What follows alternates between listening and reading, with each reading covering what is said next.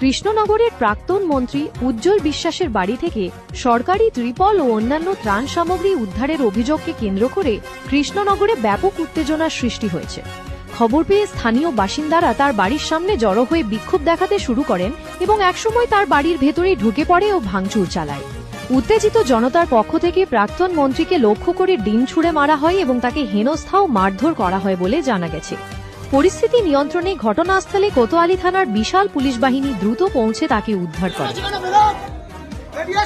উজ্জ্বল বিশ্বাসের বাড়ি।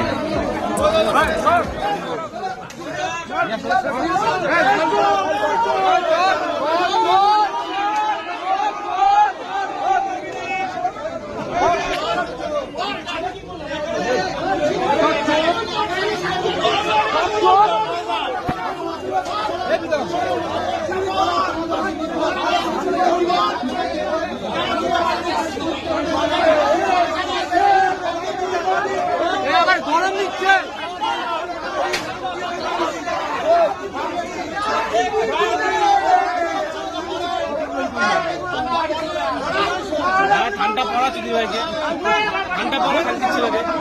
আরে ডিমটা পড়া মিস হলো বাবা। আরে আসছি আসছি দাও। না না ওটা সব বেরিয়ে ঢুকতে দাও।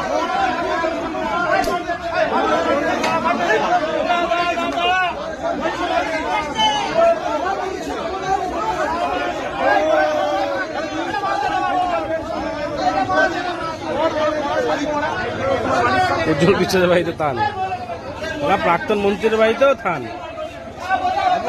প্ল্যানটা কি ছিল ভাবো, মানে বলার